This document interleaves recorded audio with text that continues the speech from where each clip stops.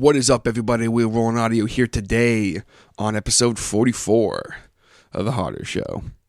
How are you? I hope you're having an absolutely fantastic day so far. Thank you so much for tuning in and clicking that play button on today's episode of the podcast, letting me come into your home, your car, your gym, your place of work or business, however you're listening, wherever you're listening. I appreciate it, and I'm so glad I am able to help entertain you for a little while, help you get through your day. You know how much I appreciate you. A lot of cool stuff going on. If you guys saw earlier, I put up the status for the pre-order for the t-shirts. That is finally happening. I am just going to go ahead and do it because I'm kind of sick of waiting. The reason it has taken so long to get these t-shirts in order it's mainly just because I was kind of shopping around and that, and finally I decided, you know what, I'm just going to pull the pin on it. I don't care. I want my t-shirt, and I know a few people have already said they want their t-shirts. Mr. Ryan Wood and Mr. Dawson Kavanaugh, you guys are getting your t-shirts very soon. Do not wait. Well, I say very soon, and then I just remember about the postal strike. So I have no idea how that's going to affect this at all, but I assure you all, whenever I get my t-shirts in stock, you will get them, especially those that have pre-ordered. There is definitely two ways you can pre-order. You can either send me an email money transfer if that's easier, or you can just say, hey, I got cash for you. I'll come get the cash, depending on where you live. If you live in friggin' the States somewhere, I apologize, but you're going to send me an e-transfer. That's just how it's going to have to go. But for anyone who is local to me, I will be happy to come get the cash from you. The t-shirts are $18. I was hoping to keep it around between 15 and $20, so I'm pretty happy with that. This run of them I'm doing, they are a pretty basic color in that. The next one I do is probably going to be a little more expensive. I say the next one I do, like I've already planned ahead, like 10 years here, folks, okay? So, but definitely, they're going to be a good material and everything, good t-shirt. Obviously, the awesome design that Jason from J. Bridges Larch did. I think the t-shirt is worth $18. I actually, personally, any of the t-shirts I get for myself, I'm ordering two for myself, I'm actually going to be paying into the Harder Show for them. So, I'm even paying for them. Obviously, I will not be giving these shirts away. I need to at least make back a little bit of money on them to help support the podcast and to basically let you guys know what that's going to be going towards. It's going to be going towards paying for the Harder Show on SoundCloud.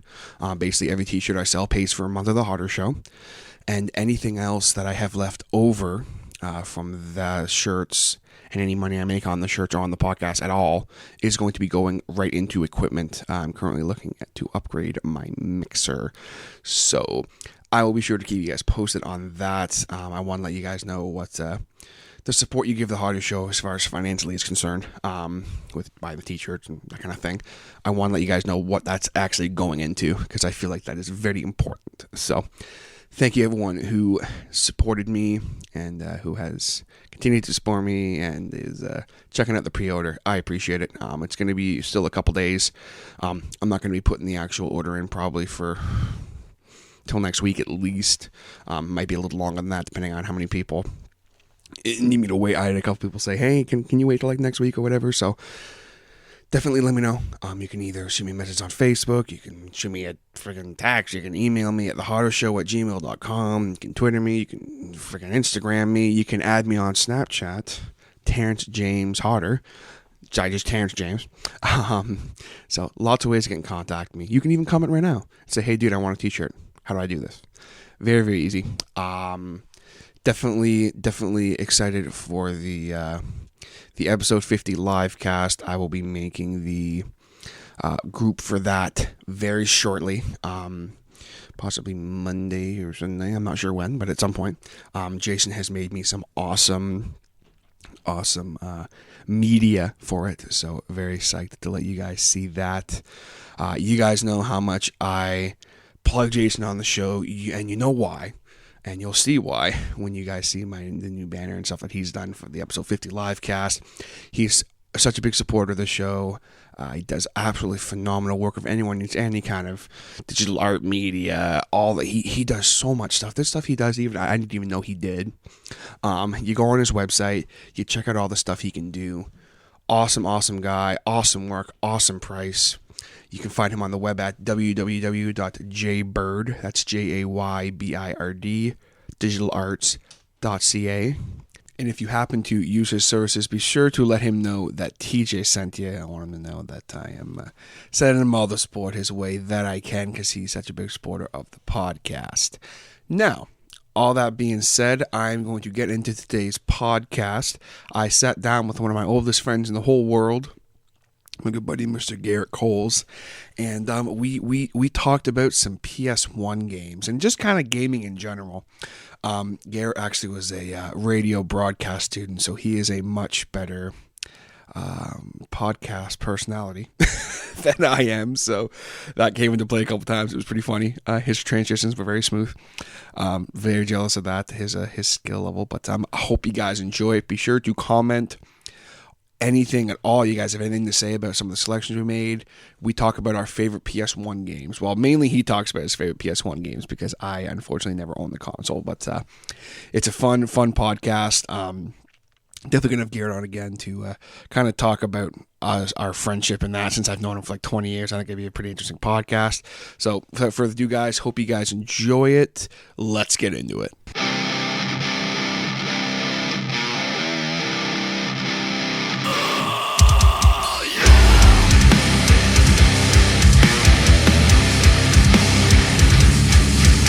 So I'm currently sitting at my kitchen table in the kitchenette, living room area of the Hotter Show Studios, sipping on a nice cold James Ready 5.5 tall boy.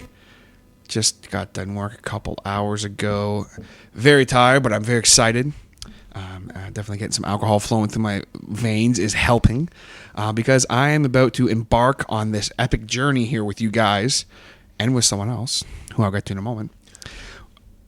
I wanted to do a top 10 list because I haven't done one in a long time.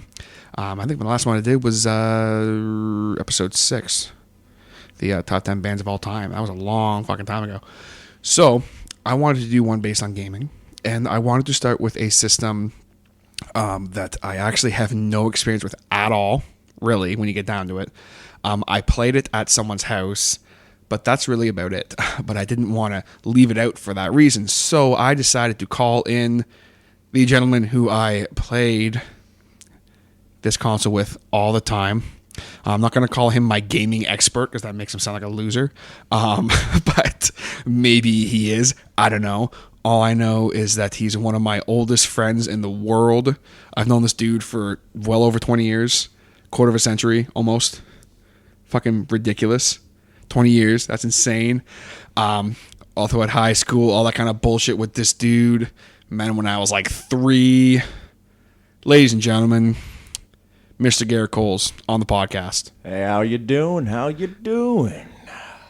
That was terrible. That's so terrible. I thought it sounded better in my head. But it is what it is. You know, sometimes you just got to go with what you're feeling, and you were apparently feeling that. Yeah, well, and you know what? You were saying you were going to call me the gaming expert, and I was like, no, that's not even right at all. Like, if you put in the amount of hours that both of us have put into video games as a whole, there's a lot. There's a lot of fucking hours. But there are other people that definitely have sunk more hours into different games. Oh, yeah. Than us. Absolutely. And but we digress. But the whole point of this was when I asked you to do this, I was like, yo, like, we're going to be on the podcast at some point. We're going to shoot the shit about a whole bunch of stuff. But I said, this specific list I cannot do on my own because it would not be real. Basically, I was like, yo, dude, come hang out, be on the podcast. You brought beer, so I'm psyched about that. I did. Good old nice cold James Ready's, if you'll excuse me a moment. See, and the thing is, too, is you were saying you had no experience with the PlayStation 1, and like you mentioned, we've been friends for like 20-something years. The amount of times as our childhood of like you sleeping over at my house, or like I would come to your house and I would bring my PlayStation with us. That is true. Like you probably you could easily say you have at least 100 hours. Oh, probably on select games. Yeah, but as far on like Like we'll I bring would it up say- later. We'll bring yeah. it up later. I would say like 4 games that I remember. Yeah, but you have PlayStation knowledge. You have played one. You have like tinkered around with it. Oh, sure. But as far as like, oh yeah, this is my favorite game, Of and all time, going through never, 10 of never. them, Nah. I could not do it alone. So I decided to bring Garrett in. I was trying to think of people. I'm like, okay, who do I know who I could do this with? And you're the only person I thought of. So you're here. Well, because you were the Nintendo boy. Yes, I never owned an N64, but I would come over to your house and we'd crush some N64 for a couple Absolutely. hours. And then you'd come to my house and be like either Sega or PlayStation, and both were great times. Yeah, mostly PlayStation. Yeah. I have to admit, I don't remember really playing Sega. Sega was that more much. earlier. It was me and my Sonic the Hedgehog days. Yeah, a lot of Sonic. Yeah. I remember playing Sonic on your computer. Yeah. I don't remember playing it on. I don't remember playing it on Sega. Yeah, that was pretty intense. That was a lot of Garrett and I's childhood, and a lot of our friendship was built around video games. Sleep was not an option. Oh, dude, Who sleeps? we never slept. The one time I remember we were we were here in my old room upstairs. As I'm pointing to it, you guys can't see it, but I'm and pointing. the sun was coming up. Yes, literally. I remember. Let me set the scene for you. We're playing. Well, actually, you were playing Final Fantasy. It was on PS2. Final on the PS2. Fantasy. Final Fantasy 10. Yes, the one with the dude that does the stuff. That one. I don't know Final Fantasy. a games. lot of dudes. The one with that dude who has the A lot ball of and he like stuff. throws it at people. Yeah, Waka. Waka, that's it. Yeah. And the big blue dude. Now you want gaming expert? That's my jam right there. You get me some Final Fantasy 10. I'll tell you everything you need to know. Yeah, he will. He's not lying. But I remember like we literally were up from like we sat down at like 6 p.m. and at like 6 a.m. we decided to go to bed. Yeah, it was because normally when we sat down, like we would start the day off with like co-op stuff. Like we do like like co-op missions of different things, and then like we always get to this point where like, well, we still want to hang out and chill, but I kind of want to do this and you kind of want to do that, and we always end up doing different shit. And Yes. then I would end up gravitating towards crushing me some Final Fantasy 10. And I would hang out and eat chips or whatever. the Talk fuck. to girls on the internet. Talk to girls on the internet. Well, that was long before that. Well, no, Final that was Fantasy- after. That was after. Final Fantasy 10 would have been 2004. I was still well after that. Like 2005, 6, maybe that was Yeah. what was happening, but not That's then. grade 8. Grade 8. Yeah, grade 8, there was none of that happening. Thank you for making me sound like I was with it and stuff, but like that's not. But we will talk about that more later. I have something to digress to, as you mentioned Final Fantasy 10, and we're doing a top 10 of PlayStation 1 video games, 10 and 10. I actually have Final Fantasy 7 as my number 10. Oh, that's a beautiful segue. Just real quick here, Garrett he's actually a radio broadcast student. Yeah, I was. So he's gonna have all these fucking like beautiful seamless transitions. You guys are gonna go, yo, like what the fuck? Like this is like the best episode of the Harder Show, and that's gonna be why. So was but- Mr. Brandon Bowden, your little left-hand yes, man there. yes, and he, the producer of the Harder Show. I call him that, but He knows his shit. in reality, he doesn't really do anything to help, but We make him look he's good. the producer. I'm just kidding. He does a lot. But talking about Final Fantasy VII, now I'm that is the one, if I'm not mistaken, and I'm gonna make myself sound like a fucking idiot. But I'll help you out. Okay. 2 words. Blonde hair or big sword. yes, that's the one I'm thinking. It was with Cloud, right? Yep. Cloud and the Buster Sword. See, Yes. I know that. Everyone thinks of Final Fantasy and they immediately drift towards Final Fantasy 7. Yes. Because like that's where the iconic image and everything is. And here's my secret. I have never played the game. It is in my top 10, and I've never played Final Fantasy 7 for 2 reasons. When I got introduced to Final Fantasy, it was with 10. It was the first Final Fantasy I ever played. It was for the PS2. And it came out, and I was like, this is actually like really cool. It's fantasy. You know, you're exploring. It's an RPG. It was a great time. And then everyone's like, oh, you haven't played 7. You have to play 7. I was like, oh, I don't. You know, it's PlayStation 1. I don't want to. Yeah, go yeah, of backwards. course. You know, I didn't want to. And then my buddy Justin, who has a PlayStation as well, he actually borrowed it from a friend of his, and he played it for a little while, and he said he really enjoyed it. And then I talked to Steve, who's the guy who owns it, and I asked to borrow it off him, and I never got it. I spent 4 years trying to get Final Fantasy VII to borrow, and I never got around to it. I mostly blame Scotty Duquette for that because he had it. Fucking Never- Scotty Duquette. he God never damn it, returned it Scott. to him. But the point of the matter being is that everyone you talk to about Final Fantasy games will tell you to try and play 7. And especially now with the re-release being announced and the whole remaster coming out in a couple of years, it's going to kind of re-hype the whole Final Fantasy train. But it Absolutely. it made a brand. It's known worldwide as the Final Fantasy game is Final Fantasy 7. And it's literally, it probably sold half the reason people bought a PlayStation was to play the first for sure. Final Fantasy Peop- 7. Yeah, like I mean, even I remember hearing about the game and people going, "Oh, like you have to play this game, you have to play this game." And I wanted to get a PS1 just to play that game. Yeah, and that's why I'm putting it at 10, even though I haven't played it, because it deserves to be on a top 10 list of being, somewhere on for there. sure. Because it made the PlayStation. But as someone who's never personally played it, even though I know I would enjoy it, I still think it should be deserved to be recognized. Oh, for sure. Should be up there. And when the remake comes out, I'm definitely going to pick it up. Yeah, no, I'm actually probably going to partake in that as well. Because, I mean, some of the most iconic things in gaming, one of the most iconic scenes in gaming when the chick Spoilers. gets, spoiler alert, when the chick gets the sword through the back. Seth Ross stabs. Yeah, Garrett. see, I don't even know the names. I Yeah. feel like I'm such too old, but Final Fantasy, man, it's my jam. yeah, literally like one of the most iconic scenes in gaming. One of the most iconic, like, It's a game that neither one of us has played. yeah, and it's hilarious. But like you think of all the people like who like made the rumors, like, oh, you can bring her back to life and stuff, and all that kind of shit. That's like the Legend of Zelda Master Sword early cheat code that you could enter. Yes. We tried for countless hours. It does not work. It does not work. I definitely am going to do an N64 one day, but I want to start with this. But so Final Fantasy VII, Yeah, we'll put it number 10. being at Garrett's number 10 Because of Final Fantasy 10. because of Final Fantasy X. Definitely interesting reason, but definitely deserves to Now, be there. So here's what we're gonna do, because we're doing 10. We're doing the 10 PlayStation 1 games that the two of us like to think are pretty damn good. Oh, for sure. But because you have limited experience, I know which ones you're gonna bring in. So we'll save the ones that you actually have personal hands with for 5 and lower. Once we hit Okay, 5, fair enough. 5. So I'll get us to 5 with some ones that should be on the list. But then So, 5 I got like 3. Yeah, and they're in my top 5 for sure. For sure, those 3 that I know exactly which ones you're bringing up. But number 9 is a game you actually played on your N64. I played on my PlayStation. People played all around. It's called Army Men Sarge's Heroes.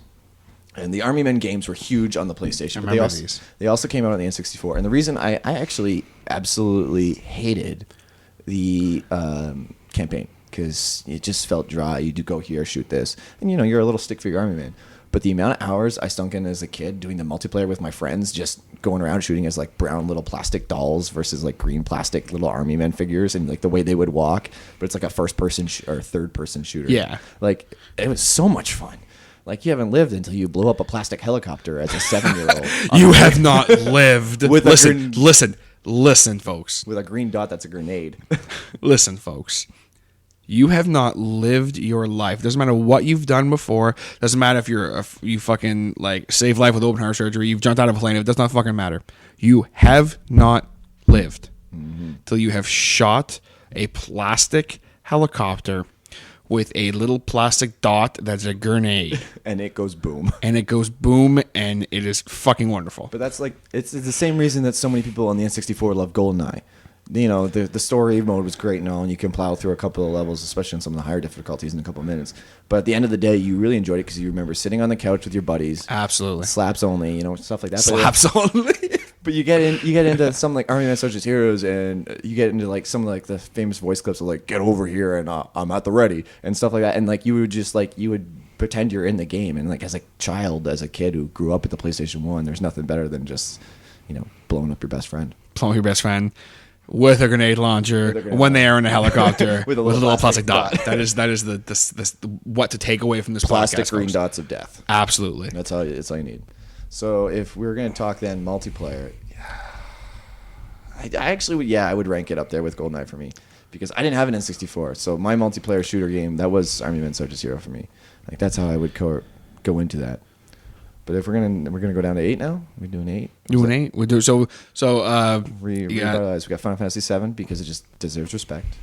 Deserves the respect. Deserves respect. You got Army Men Sarge's Heroes because it was on N64 and PlayStation, but it was just a solid time with your buddies.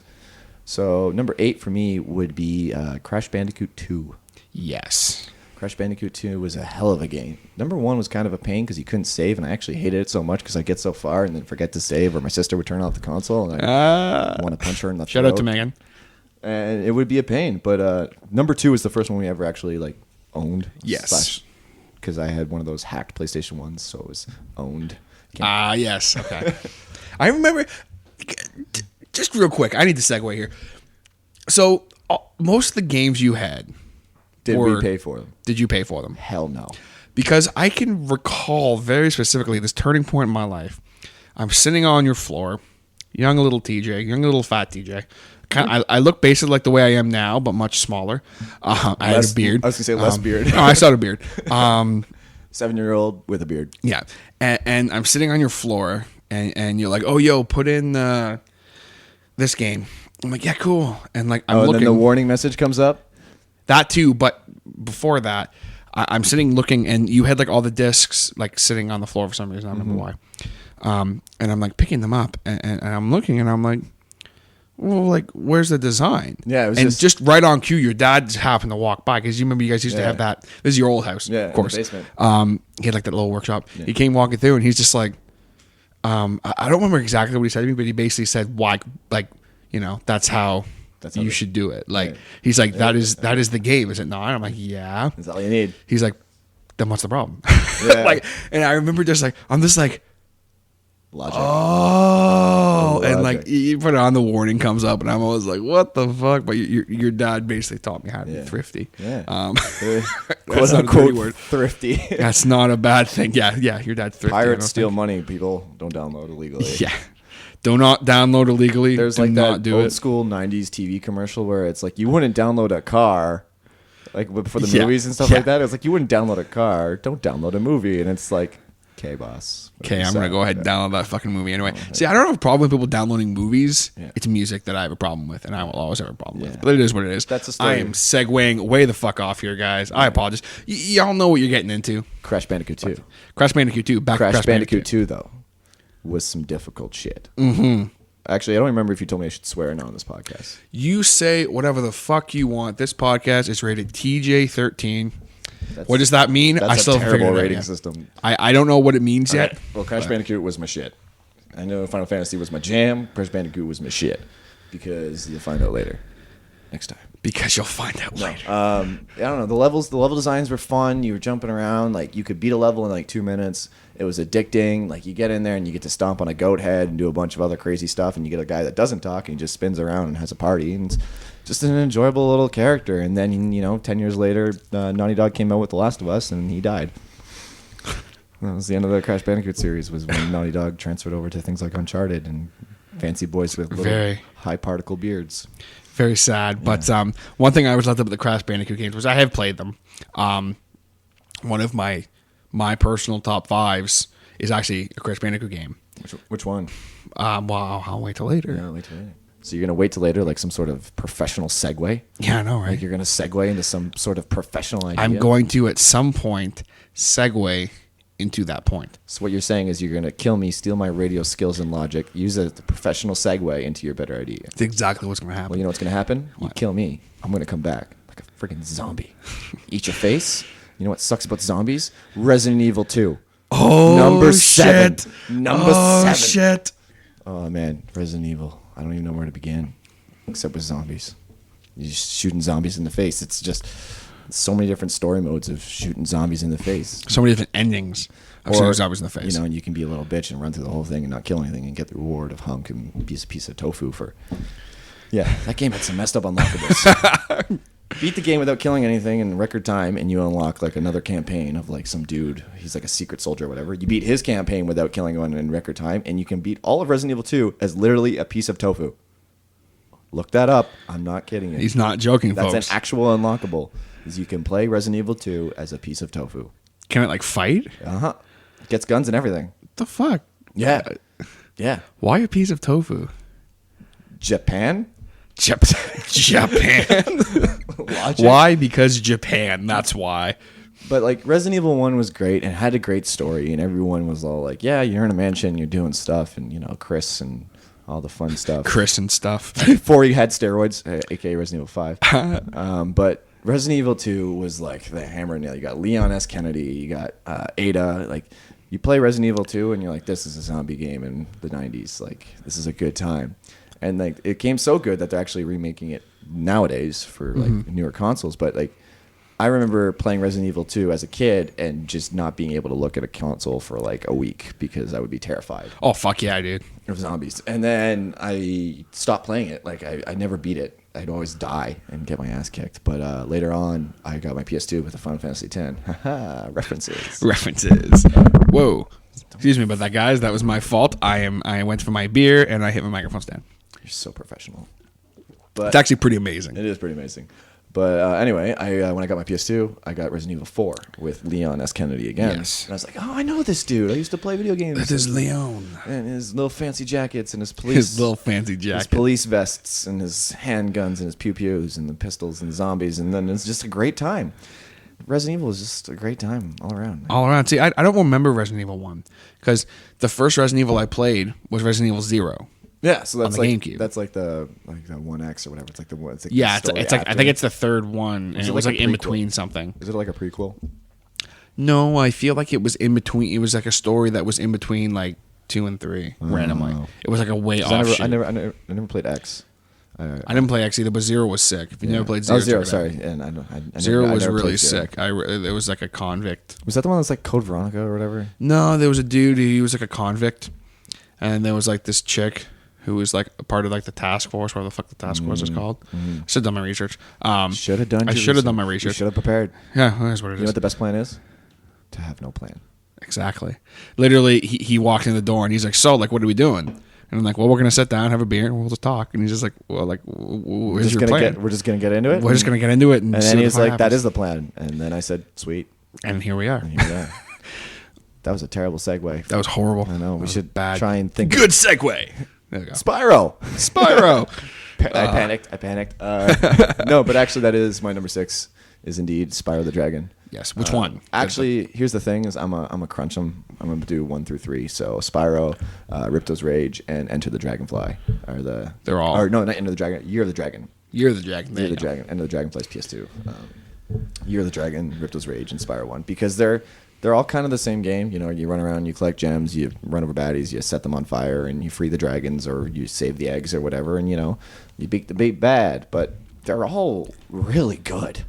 Yes. They're all a lot of fun. Like, gamers always get subcategorized. Like, you get the gamers who are achievement hunters who literally will play a game to get 1,000 or 1,000 in it, and then you'll get people who play the game just to be as fast as humanly possible. The speedrunners. Then you get like people who play Spyro. And You get people. You're just a Spyro. like, because Spyro, whenever you beat a level, it's got like a percentage on it. You can either unlock all of, like, you get all the eggs, all the rupees, kill all the enemies. Like, you can fully clear levels. And I remember that was the first time I ever was able to like look at a journal and be like, okay, on this level I have 84% of the stuff, but on this level I have 15% of the stuff. Well, maybe I should finish 100% of it first, you know? And because like in the Crash Bandicoot games, you just get like your gem or your crystal or whatever, and like, yeah, woohoo, you win. But like Spyro, like, you just are in the level. Like, you can beat the level, yeah, you get to the end point. Like Crash, you get to the end, you're at the end. That's it, game over. Yeah, but with Spyro, it's Spyro, like it's you can almost, go back. Yeah, it's almost open world in a sense. Like you load up a level and then, okay, here's all the stuff, have at her, kind of thing. Yeah. And it was also one of the first games I ever played with backtracking, where like you could beat a level, but then you'd have to come back when you get. Like, I think this is mostly in 2 and 3, where you get like abilities like I think it's 3, you get the ability to climb walls, or 2, you can get like super speed and super fly, where you can like you run through these gates and then you can like take off into the air and actually fly around the whole thing. Yeah, I think that was 2. Yeah, I think that was 2. But like, you would have to go back to levels you've already beaten in order to get that 100% clear. And like, I remember that being as a kid, because nowadays video game unlockables is almost unheard of.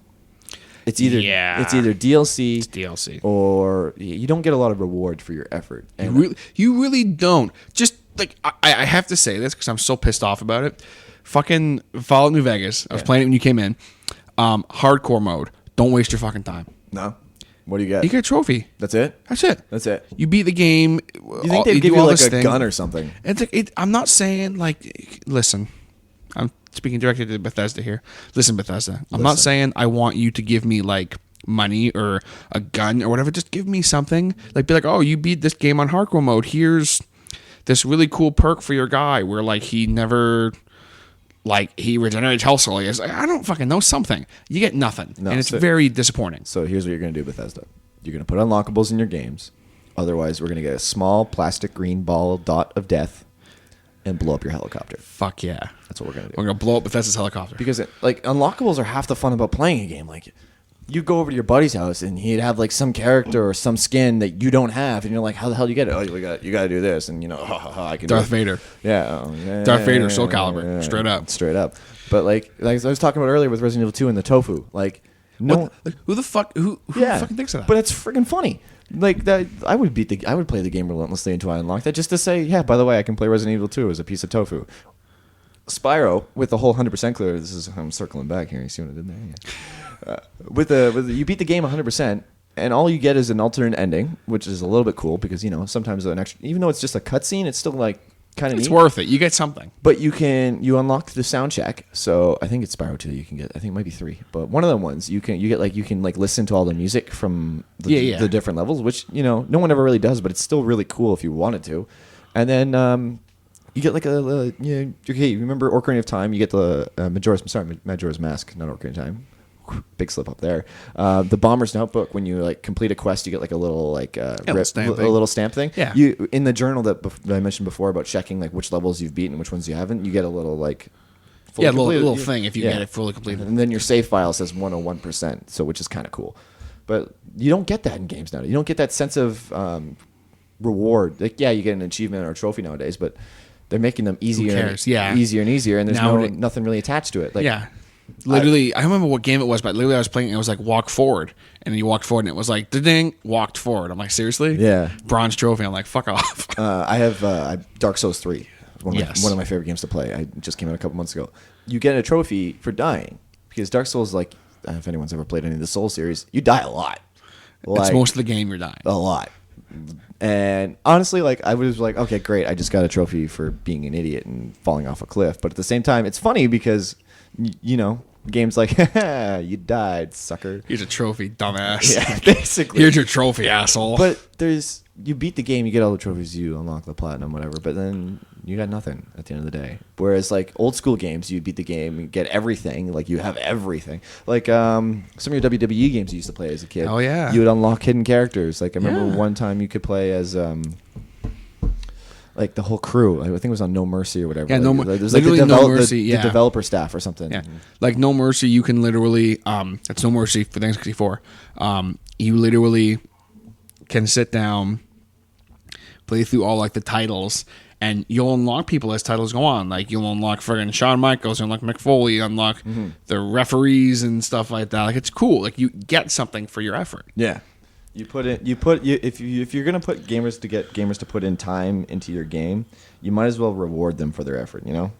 Get in there and be able to do something. Absolutely, and it's the reward thing is one reason also why you love Spyro. Yeah, that's one reason I love Spyro, because it keeps records of how much you've cleared a level. It shows you what you're missing, what you're not missing, and how you can go after it. And then at the end of the day, you unlock, like I said, you get that little stamp in your journal, you get the sound editor, you get the extra cutscene at the end. I don't know, it's just more gratifying, I guess, in a sense. Oh, absolutely, and that's a game too that actually we have on the PS3, and Sam plays it once in a while. Well, that's the thing too, is Sony realized how much their old library is fantastic, and they opened it up on the PS3. They haven't done it on the PS4 yet, which is kind of a piss off, but they'll get there. I think they'll get there eventually. I mean, it's old school technology. How hard can it be to duplicate it? That's why I'm wondering. Yeah. So number six, number six, 66666. Number of the beast. The number of the beast. I'm impressed you didn't peak once. Yeah, I've got pretty good control. Yeah, pretty good control of your voice. This is a game you would have played at my house, but you probably didn't play too many hours of it. It's Rayman. Rayman 2, The Great Escape. Yes, I remember this. The dude with no arms, no legs, but hands and feet. And shoots. That first time I ever saw Rayman as a child, it scared the shit out of me. I remember the commercial.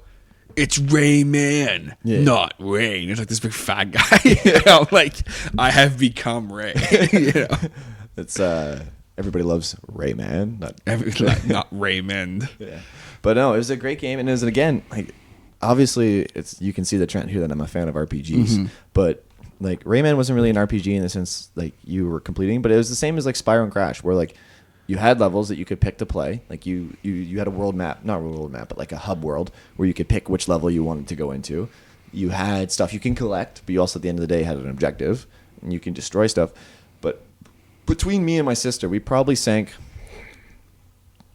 47 hours into Rayman before we beat the first world. Wow. The game was hard.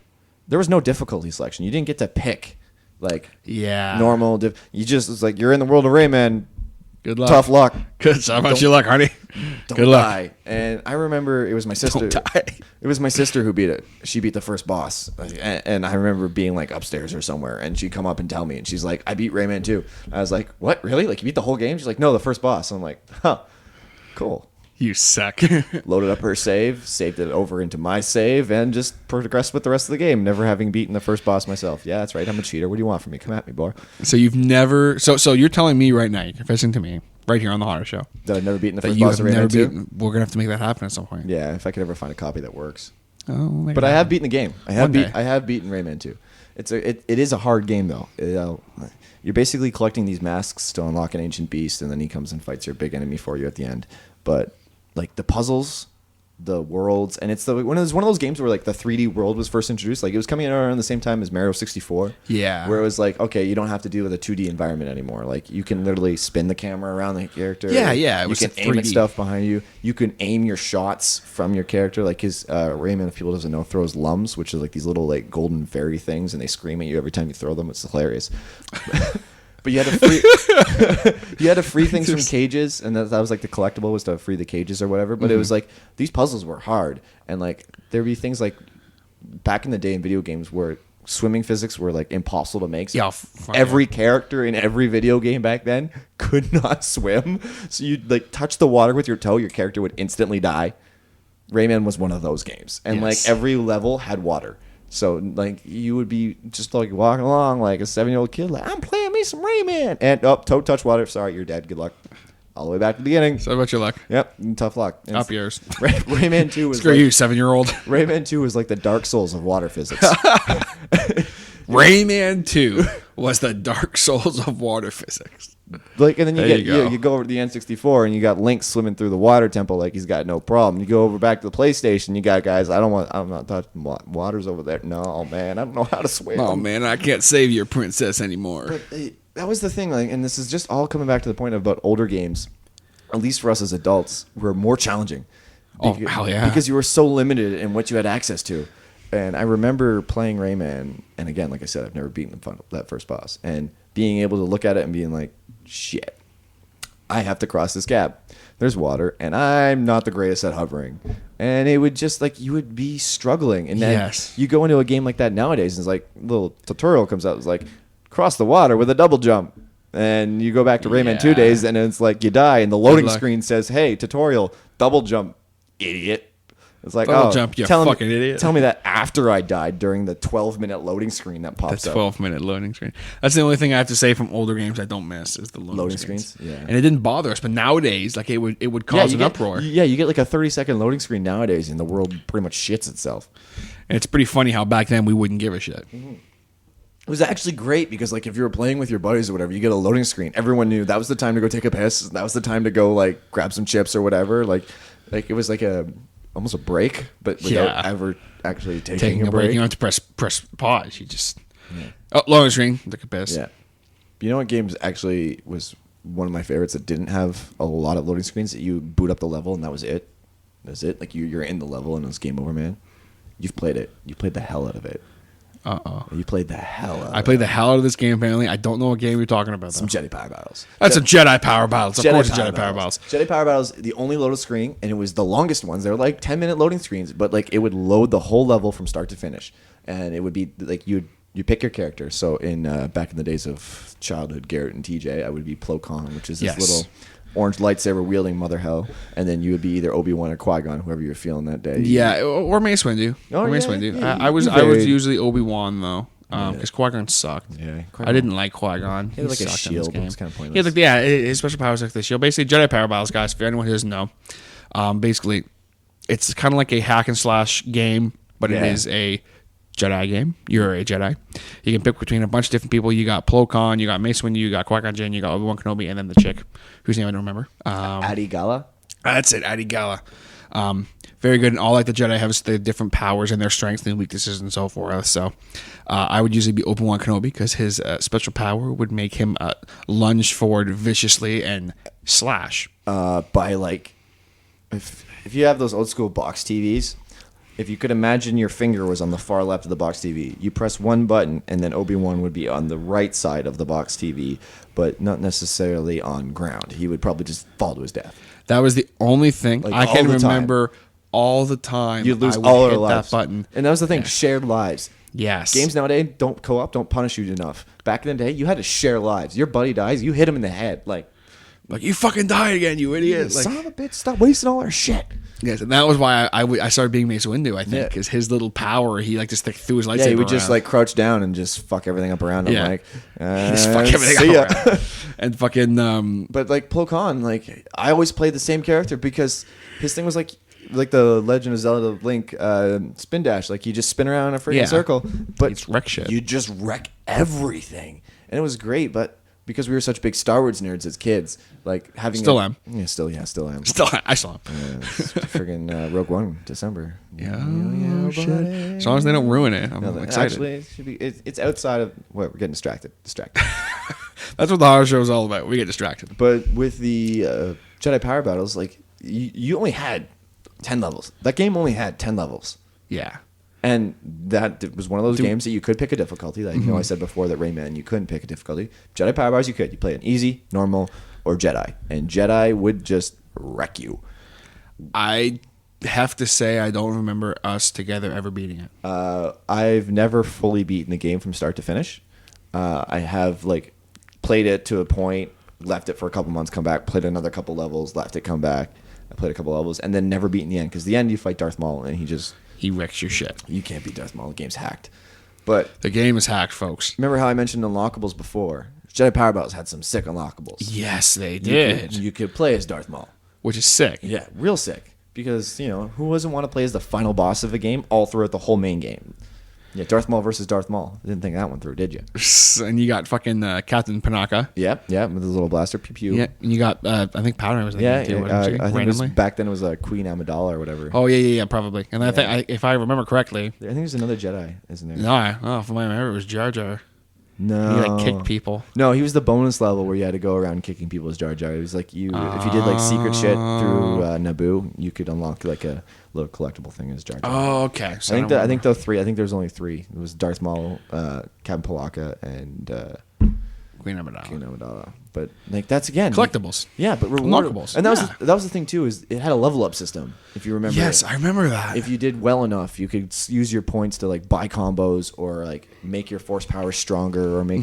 But the thing is, the game doesn't give you a tutorial, so it doesn't tell you what the symbols mean. It doesn't have to figure it out. It doesn't tell you what your stats mean either, because it's in that weird Star Wars language that no one can read. The game just basically says, screw you, have fun. Have fun, hit people with your lightsaber, good luck. Yeah, and try not to kill your best friend. Try really hard not to jump off a fucking cliff by accident by pressing the wrong button. Number 4. You know what? Screw it. Number 4. Who would you pick for number 4? What was this? Number 4 for me is a game that I actually, it's really the only game from the PS1 I can say that I know really, really well. Because it is a game that Sam and I actually still play to this day. We literally just played it the other night. Is it one of those old school racing ones? It sure is. Oh, buddy. It sure is. Buddy. And that game... If you're not first or last. Yeah. And that game is CTR, Crash Team Racing. That's a solid choice. That fucking game, me and Sam... I have to say me and Sam because I the first time I ever played this game... The redhead. Yeah, the redhead. The redhead. I remember playing this game anytime I would go to the dentist in Newcastle. Oh, yeah. That game would always Wasn't be that great? on. Dentists in old school, I don't want to say optometrist. Wait, no, yeah. The guys that do your eyes. That's optometrist, right? No. Isn't that what the eye doctor's I'm called? pretty sure optometrist. Wait, is that? I think that is. No, sorry. Yeah, sorry. You're right. I have no fucking idea. I'm so tired. So anyway, you I go, don't know but what country old I'm school in right now. doctors' offices, you could either get TVs and stuff in the waiting room, or they'd have them mounted in the ceiling so you could watch them while you're in the chair. But then certain waiting rooms would have I guess an N64 or a PlayStation. Yeah. One of the ones I went to had a Duck Hunt. It wasn't it was an old school NES, but then just the only thing in it was Duck Hunt, and the gun was attached to the plastic, so you couldn't move the gun far.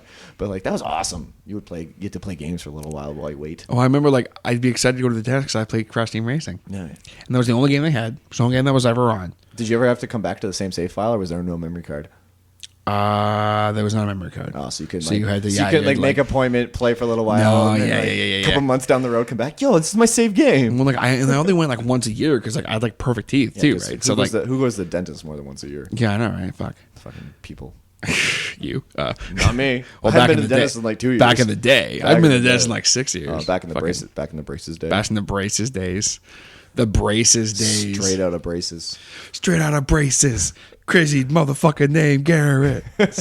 Never again. Never again. I'll never try and rap again. No. But yeah, Crash Team Racing. What can I really say about this game? If you guys don't know Crash Team Racing, go check it out. Basically, it is all the characters from Crash Bandicoot on karts racing. I think I could name them all. You got Crash, obviously. You got his girlfriend, whatever her name is. Coco. You got Polar, because Sam always plays as Polar. The goddamn polar bear. That fucking dude.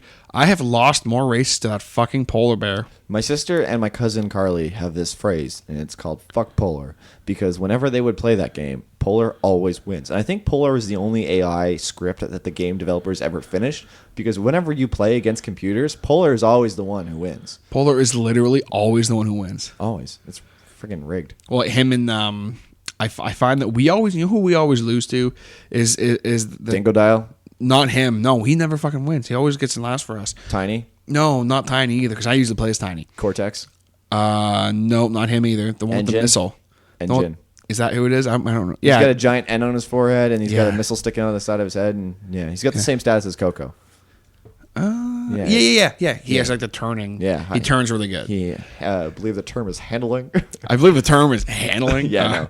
You fucking noob. And then the only one we're missing is Purra, which is like the tiger. Okay, excuse me. Sam always plays as Purra. By the way, I just named all of them. You just named all of them. And then there's the boss.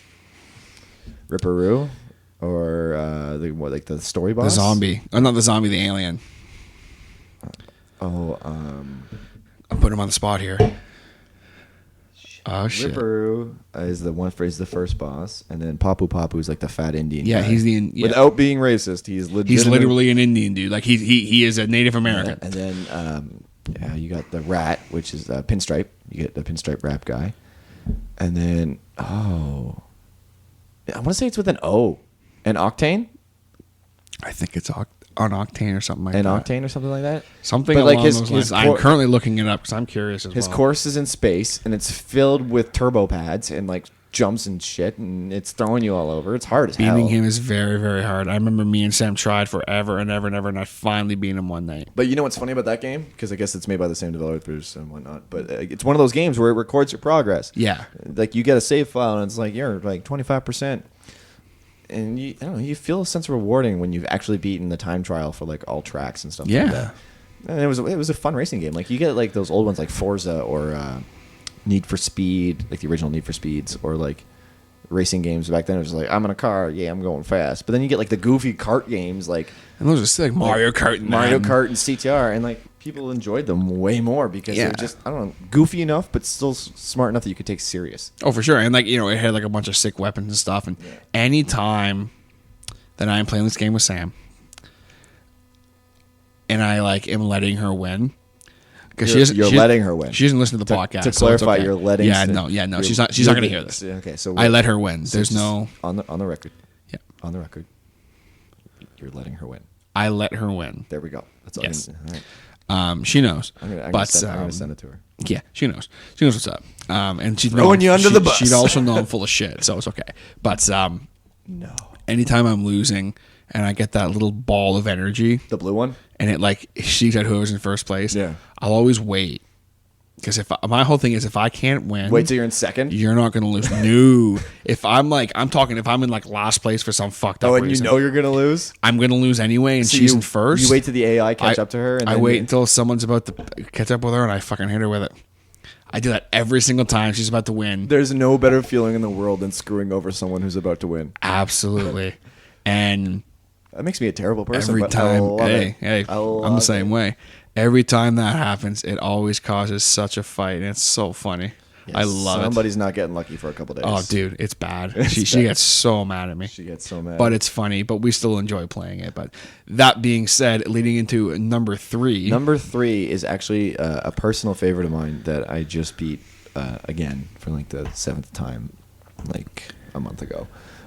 It's a RPG, like I said before. I'm a sucker for good RPGs. Yeah, we're both RPG guys. That's kind of our thing. And if we haven't mentioned any of your favorites, feel free to just like throw her on there, and then we'll talk to you about them in the comments later. Absolutely, that's my line. But absolutely, nothing we like better than an argument with strangers about things over the internet. Yeah, well, see, I don't like arguments. I want everybody to get along. Yeah, but I'll argue them. So you'll argue them. Yeah, but you have Twitter, right? Yeah, I do. You can tweet Garrett. Tweet Garrett. I'll find them. They'll find me. Yeah, I think I'm actually. It's a story for another time. Is what was number 3? So number 3. Yeah, okay. The RPG that I've literally sucked most of my life away. I can easily say I've sunk over 300 hours into this game in a heartbeat. It's Legend of Dragoon. Yes. It's one of those 4-disc monolith games that like you literally look at it like, who the fuck's gonna play this game for 4 discs? Me. I remember that. I am. I remember going with you a few years ago. You found a copy of it on Kijiji. On And you Kijiji. met the guy in like Oshawa at And that this was weird. literally like 2 years ago, and I bought a copy off of some random dude in Kijiji, and I literally cried.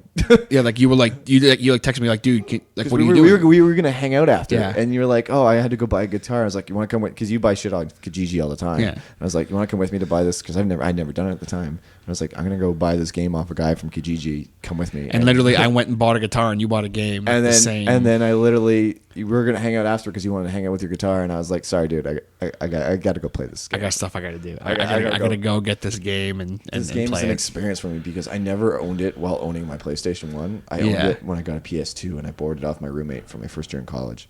And before that as well, I borrowed it off of... I never owned a copy. Like, I always was borrowing it from somebody. So when I actually, like, a couple years ago when we did the whole Kijiji transaction and shit like that. That was a while. That was a few years To ago. get my own copy that actually worked, oh, buddy. Oh, buddy, you better believe I sunk so many hours into it. And it's one of those RPGs where you get party members. And, like, I don't mean, like, 2 extra people. You get, like... A lot of people, You from get, what like, I remember. I think you get 8. You get...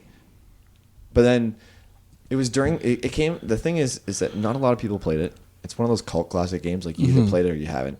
But because I realized after... Because I was looking into it. I've done my research. It came out a week after Final Fantasy VII. So there's your first problem. There's your first problem right there. Is like you got this game with all this hype, and then oh, by the way, Final Fantasy VII. Have fun. 4 discs. Fuck that. That's why I Yeah. put it at number 10 because Final Fantasy can get the hell away from My Legend of Dragoon. The game's so good. And it was one of those because a lot of people didn't like PlayStation because with the RPGs anyway, there wasn't a lot to do. Like you put in your inputs and then you're done.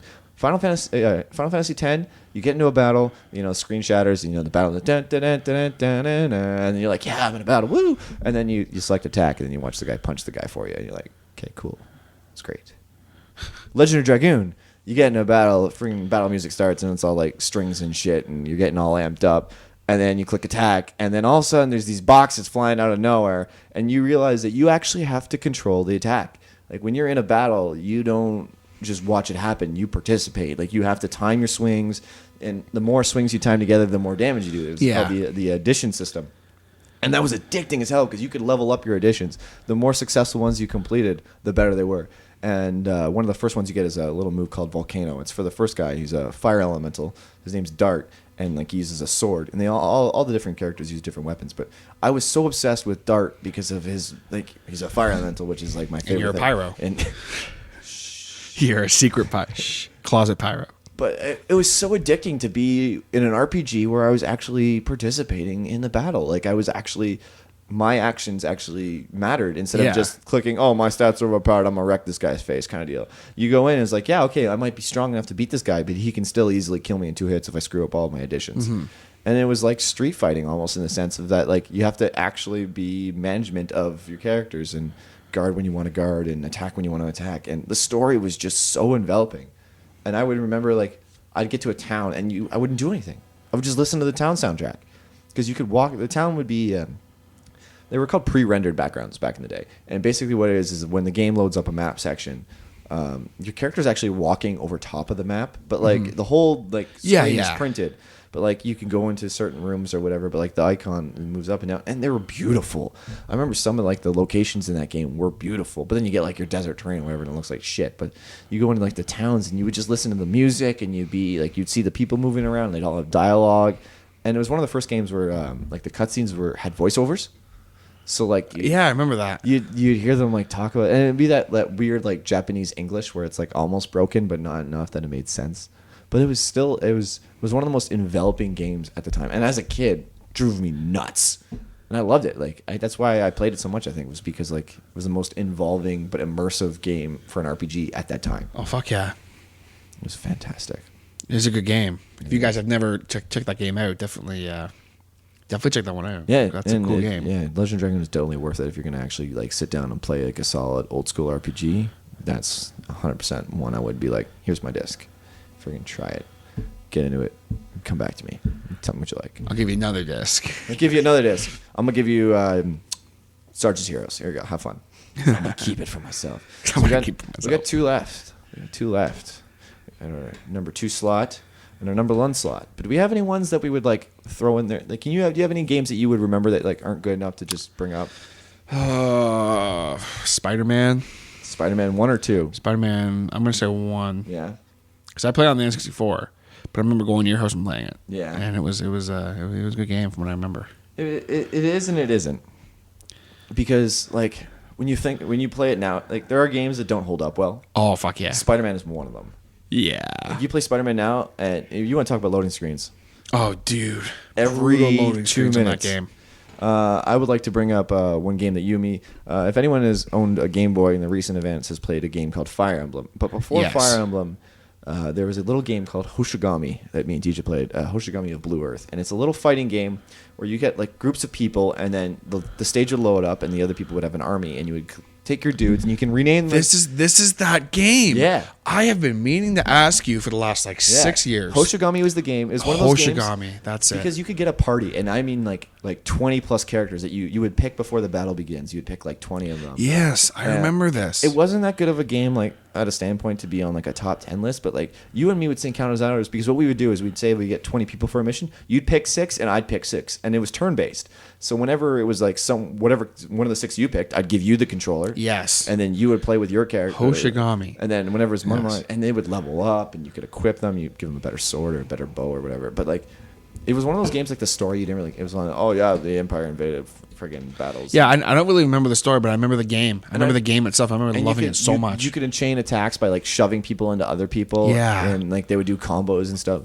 It was a good game, but it was one of the ones that we played as kids, and I was gonna put it on my list, but then I realized how shitty it actually was when you think about it. Yeah, like now if we go back and play it, it probably No, it wouldn't hold like up. I remember that game so much. I remember there was one night specifically like you came over And we played we fuck played it out of like all night. And I remember that game, and I could never remember the name of it. Hoshigami. Scar of Blue Earth, I think it's called. That's sick. I couldn't remember the damn game. But It's one of those Japanese fighting games. Yeah. But when you think of fighting games, you think of like stuff like Tekken and Mortal Kombat. Yeah. And then like you get like the army fighting games where you get your army like Fire Emblem or Hoshigami or other ones I'm probably forgetting. Yeah, like with an RPG element that are Yeah, turn-based as and well. it's almost like a strategy game in the sense because it's Yeah. not like you're controlling a character. And then you get like Legend of Dragoon, which has like fighting game elements where you're playing an RPG, but at the same time each combat, it's life or death kind of thing. Then you get Street Fighter.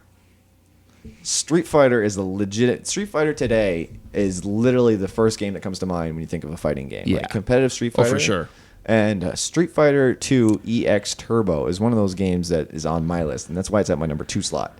Is because it is the only game I have ever played competitively with my sister. And lost a lot. and lost a lot.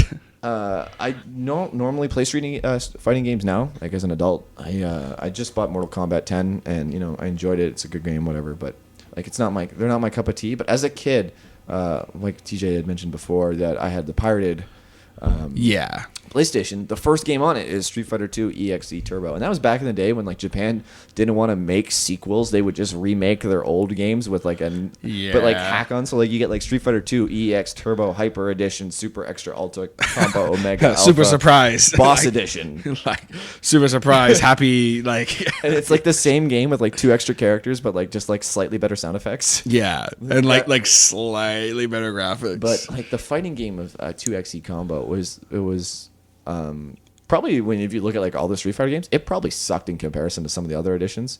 But for me, it was never about that. It was about the time I spent literally getting to fight my sister. yeah, Like you literally getting to fight her. and she would whoop my ass because there was a character, I can't remember her name in life of me, but literally she was on rollerblades and her hand was like a machine gun that she could literally launch at your face. And Megan figured out how to combo launching the missile at my face and then running over me and then just chain the 2 of them together. And that was like one of those days where you would get fun. Like you play fighting games with your friends, and like there's always that one friend who does the same move over and over and over. How you doing? Yeah, it's you asshole. And you would get so mad. But Megan learned earlier that she could do 2 moves in succession. It was like the beginning of the combo system that's now so popular. Yeah. And like I didn't play a lot of hours of that game, but it always has like a special place for me because like playing that game, I go out of my way to like play with my sister again in a heartbeat, just Yeah. because of how much time we sank into it. But when you think of Street Fighter as a whole, when you think of fighting games, when you think of PlayStation, when you think of like where everything started, PlayStation owes a lot to brands like Final Fantasy, but it owes even more to Street Fighter. Yeah. When you get down to it, it's ridiculous how much like those are popular games. Well, like very popular games. It's the same as like Microsoft, or not Microsoft. Well, actually, yeah, I guess it is Microsoft. The creators of Xbox owe to the Halo company. Like, yeah. When you think of an Xbox, I'm sorry, I personally think of Halo. Oh, I do too. But like, you think of GameCube and you think of Nintendo, and Nintendo owes everything to Mario and Link, like the two brands. Mm-hmm. You think of PlayStation, the Crash Bandicoot isn't there anymore. It's not like Sega with Sonic. It doesn't have that. It doesn't have like that figurehead series, but it has like 3 or 4. It's got a bunch of them. Really good titles that help push that brand. Final Fantasy being one of them. Street Fighter being another. Resident Evil kind of counts, but it went cross-platform after 3, so whatever. But the Street Fighter back then was so huge for Sony that like you could buy a Street Fighter covered PlayStation 1. Like it's like decked out in art and everything, and it would be the greatest. But I would remember syncing games, and then my cousin Candace, who I won't get into too details, but as a child, she didn't do a whole lot socially. She didn't have a whole lot of friends, but she's a great, fantastic person. She's way different now. She's the most social being now. I don't know where they all came from, but but we would go to her house, and I wouldn't like we'd have pool parties over. The whole family's over, and like the two of us would just spend hours fighting each other in Street Fighter. And when you think about it, like gaming back then with your family, like gaming wasn't huge. Like, Yeah, no. it wasn't a big deal. Like, you were either the nerd in the basement that never left the basement, which we were. Oh, hell yeah. How you doing? It's mad support. But, like, going to, like, a family event and being like, oh, hey, you want to go play Street Fighter? Hell yeah, I do. And so, I don't know. I think I have more of a family connection to it than, like, an actual how good the game was. Oh, sure. But it's something to keep in mind with the game. Yeah, and that's... on your list, right? And we're just doing a top 10. It's more of, like, a nostalgia factor. But, like, if we're doing, like, the actual, like, the best Street Fighter, it'd probably be, like, 3 or whatever. But...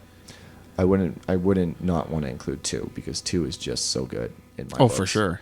But I guess that leaves our number 1. So you've mentioned the ones that you'd like to put on the list.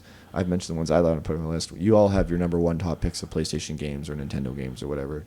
The number 1 for me, because I'm stealing my number 1 spotlight from you. Because well, it's like I said earlier. Like literally, I'm sitting here and I was like, I got like 2 or 3 games. You mentioned a couple of them. Yeah. And I mentioned Crash, but I'm like, I don't really have one I can say, but I know the one you have, and it's definitely one for me too. Because it's one of those games like you look at it. You would go to Blockbuster back when Blockbuster was a thing. We remember Blockbuster. Hashtag we're old. Hashtag rep Blockbuster. Hashtag RIP Blockbuster. Netflix, you bastards. Netflix killed Blockbuster. Video killed the radio star. Video killed the radio. But you would go to Blockbuster and you go to rent a game for a weekend, right? You'd get in there and you're like, I want to play a little bit of this, and like I'd go in, I'd be like, oh, this is like a Digimon game. I'd rent that. Oh, Digimon World 3. That'd be one of my recommended. That's a good game. Another good one, but it's not in my top 10. Fantastic game, sunk a lot of hours. Battle system's terrible, but whatever. You get to evolve your own Digimon. Woohoo, Greymon, whatever. Blah blah blah blah. Not the point. Yeah, the point being Greymon. is you'd look at Black War Greymon. Black War Greymon. I knew I'd find some way to slide that in there. Brandon was going to give me shit if I didn't because we were joking about it at the gym. But I was like, Black War Greymon. But anyway, you get in there and you go, okay, I don't know what I want to rent this weekend. There was a couple times where we'd go to like Pig Wiggly in town here in Newcastle, and we'd find a game like no matter whose console it was for, like we'd rent one for the night. Mm-hmm. And I had mentioned before I had a hacked console, but one of the few games I owned that wasn't hacked that we actually went out and rented was a game called Legend of Legaia. And it's Legaiga, which is like the weirdest spelling in the world. But you have 3 characters, Vaughn, Noah, and Gala, who you could all rename. So obviously you name them like yourself, the girl you liked at the time, and like your best friend's name. Like that's the day back in the day. Like when you can name characters. You still probably do it if you can name characters. Oh fuck yeah, dude! I have all multiple different name characters. You don't care what they look like, or like you would think about it for like 2 minutes, and fuck it, I'm just gonna name it this. It doesn't matter what it is. Doesn't matter who it is. You're gonna call it ass or fuck or something like that. Yeah, like your old school Pokemon games, and you can name your rival Buttface. Yeah, literally, Legend of Zelda. One time I played through, and I called Link "fuck me." Yeah. And I thought it was funny for like 30 seconds. I was like, oh, I regret that immediately. But then you get to like the dialogue where like it actually fits. See, the one moment, the only time it fit, and it was really, really good. Literally, we walked into Ice Cavern. Oh. And Navi pipes up, "Fuck me, it's cold in here." I just lose it. I die immediately because it's just like literally like it's not like, hey, like, hey, fuck me, it's cold in here. It was just like, hey, listen. That's half the fun though. All is like you pops got- up, and it's just fuck me, it's cold in You here. got to name that character. You got to like get that little bit of attachment because Yeah, even though it's my named character. like fuck me. It was obviously a joke, but like But Legend of usually, the Guy was an RPG, right? Again, because I'm a sucker for RPGs. Whatever, come at me, bro. My point being is that like I got to play an RPG with only 3 people. It was one of those party games where you only have 3 people, but you go through this massive world, and it's a fighting game in the sense that every battle you got to do something. You had to input your own actions. yes, So like the battle would happen, and you go, okay, I'm gonna do attack instead of doing like magic or a healing spell or whatever. And then you'd be like, okay, I'm gonna do tornado flame, but to do it, I have to punch with my right hand, I have to punch with my left hand, and then I have to jump. So you would input the actions or whatever, and then the battle would play out. And then it would be like if your character was fast enough, you would go first. But if you weren't fast enough, they would attack you first, and which could be life or death in a lot of the battles. Like they could just mess you up. because I remember it being like a very difficult game. Yeah. in the sense of like it was you would pretty have brutal to sometimes. you would have to predict your actions because you would have to predict, and it was like Pokemon in the sense that like certain moves would go first no matter what, but Yeah. other ones wouldn't. But like you would, whereas Legend of Dragoon, you fought through every battle yourselves. Like you'd go in and be like, okay, Yeah. I'm gonna do this, and then you'd have to participate during the actual turn.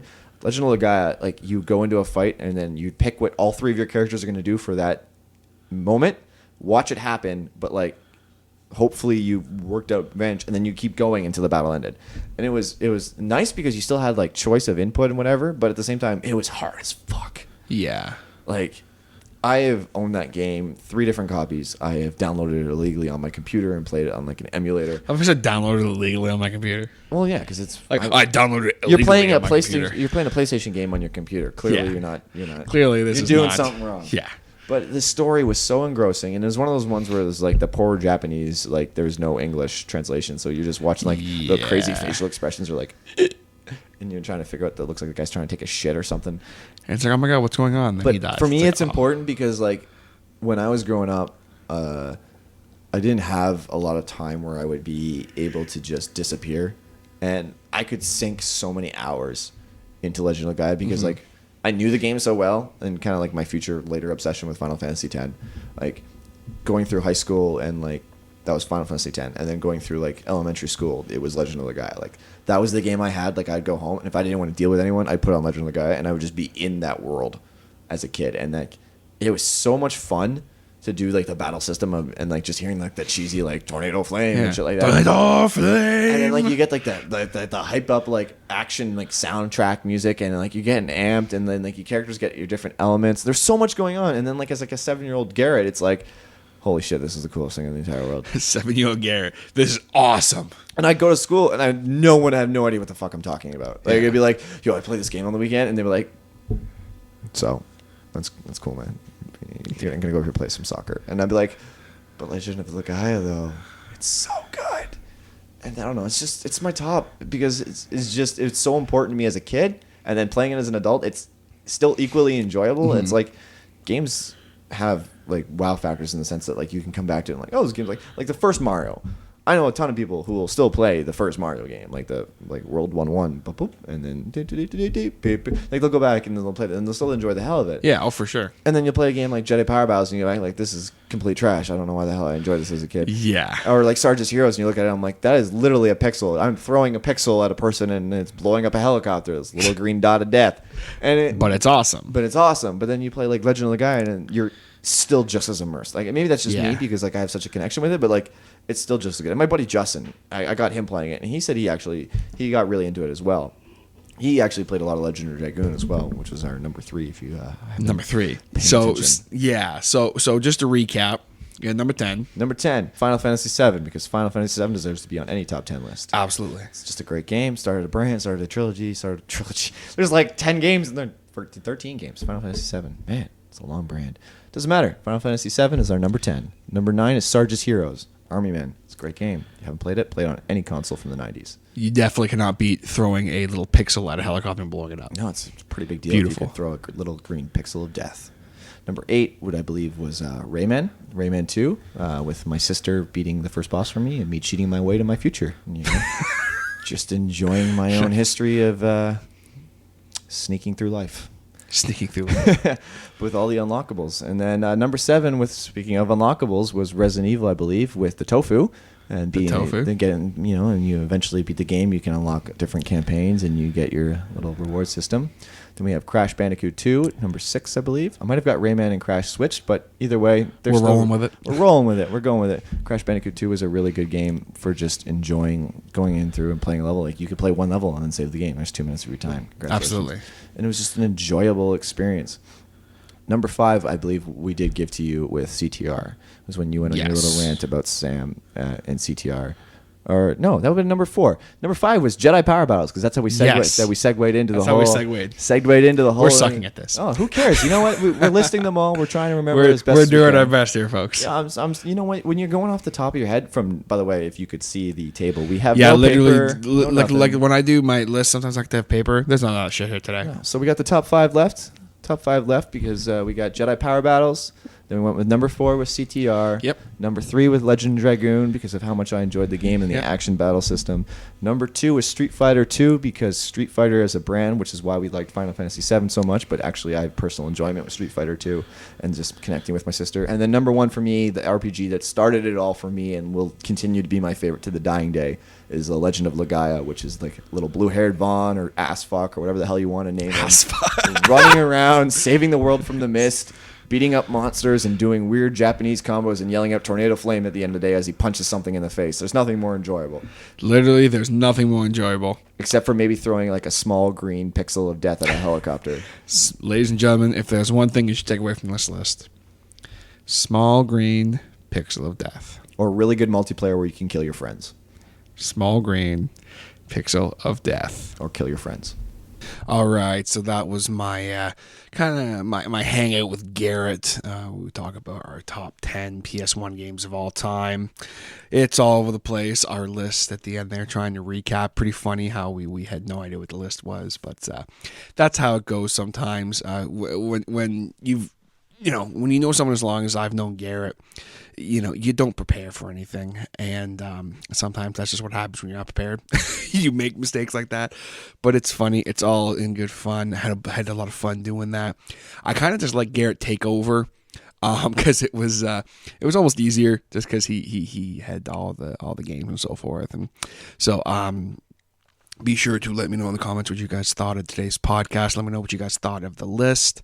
Definitely some very good games in there. A couple games I'm actually going to be looking up because very interested in those games again, especially the one me and Garrett were talking about there near the end in our honorable mentions. Some very good games. Be sure to check them all out. You can follow Garrett on Twitter if you so choose, the lyrical Gert. I tag him on this as well.